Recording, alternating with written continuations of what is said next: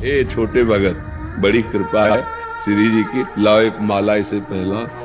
पिछले 1-1.5 साल से हमारे 84 राधा नाम जप करता है। 84 मतलब 8400। अच्छा, बहुत सुंदर बहुत सुंदर। यही चल के हमारे राष्ट्र सेवक बनते हैं जाकर। तो उसने कहा मुझे माँ से मिला दिया जाए। तो अधिकारियों ने समझा शायद मातृ प्रेम के कारण, तो माँ को बुलाया गया। जब माँ मिलने आई तो गले लगने के बहाने माँ की नाक काट ली दांत से। तो सबने कहा कि ऐसा क्यों किया।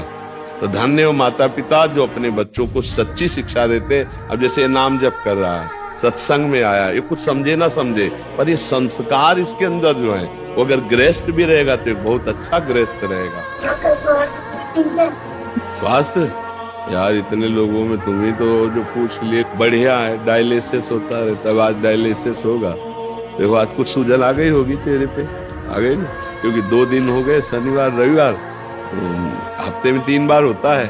तो ये जो 2 दिन होते हैं फिर इसमें भारी हो जाएगा। जैसे इस समय है ना, तो बस यही लग रहा है कितनी जल्दी जाऊं और डायलिसिस हो, क्योंकि पूरे शरीर में पीड़ा और सब सूजन आ गई ना। इधर आ गई होगी सूजन दूर से। हाँ, अब श्री जी की कृपा है तो चल रहा है, नहीं तो बैठने लायक थोड़ी शरीर है।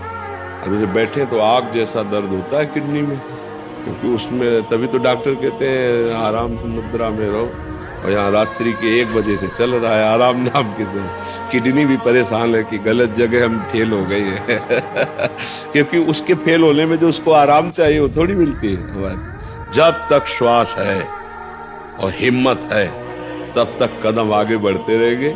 हाँ, जब ऐसा ही हो जाए कि हिम्मत ही नहीं रही तो बात अलग है।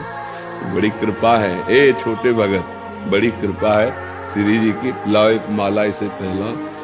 हाँ भाई, इतना छोटा हो कि स्वास्थ्य के विषय में पूछ रहा है। पिछले 1-1.5 साल से हमारे 84 राधा नाम जप करता है। 84 मतलब 8400। अच्छा, बहुत सुंदर बहुत सुंदर। यही चल के हमारे राष्ट्र सेवक बनते हैं जाकर। देखो संत भी राष्ट्र सेवक है।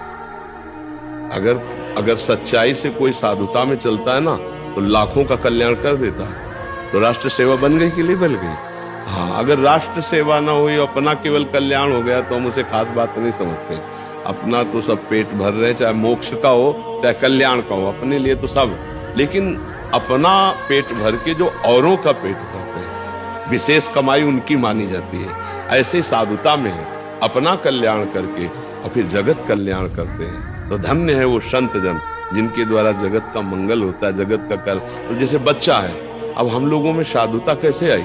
बचपन से संत जन आते थे तो माता पिता इनके चरण धो, चरणामृत पियो। अब उनको भोजन परोसा रहे, उनकी जूठन मिल रही, वो सत्संग सुना रहे, नाम कीर्तन करवा रहे। और संस्कार ऐसे बने कि बचपन से भाग पड़े भगवान के मार्ग में।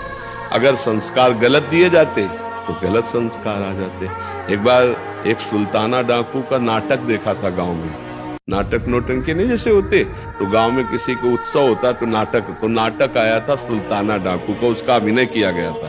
तो जब उसको फांसी की सजा अंतिम समय दी गई तो पूछा गया कि तुम्हारी अंतिम इच्छा क्या है। तो उसने कहा मुझे माँ से मिला दिया जाए।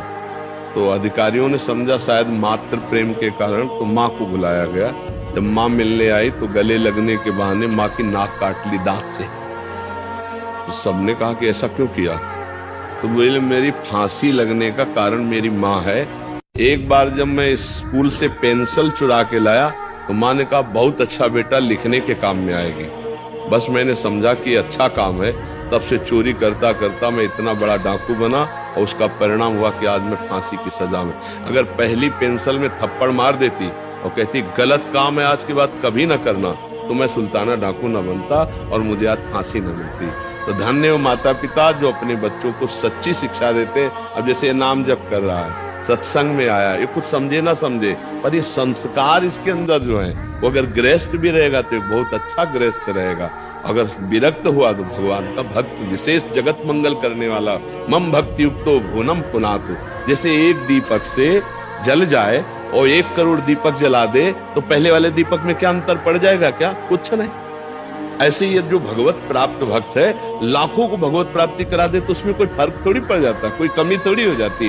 पर पहले अपना दीपक जलना चाहिए, बुझे से दीपक थोड़ी जलता है। तो पहले स्वयं सिद्ध भगवत प्राप्ति, स्वयं भगवदानंद के, तब उसकी वाणी से लाखों को भगवदानंद की प्राप्ति हो जाती है। और ये भजन से होता है, ये निष्कामता से होता है, ये बुरे आचरणों के त्याग से होता है। भेष चाहे जैसा हो, आचरण बुरे हैं तो कुछ लाभ नहीं, और भेष चाहे जैसा हो, आचरण अच्छे हैं तो वो महात्मा है, वो संत है।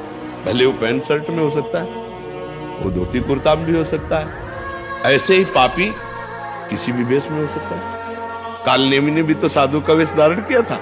ऐसे हमारा उद्देश्य ठीक है तो हम महात्मा है, हमारा उद्देश्य ठीक नहीं तो वेश से कोई खास बात नहीं है।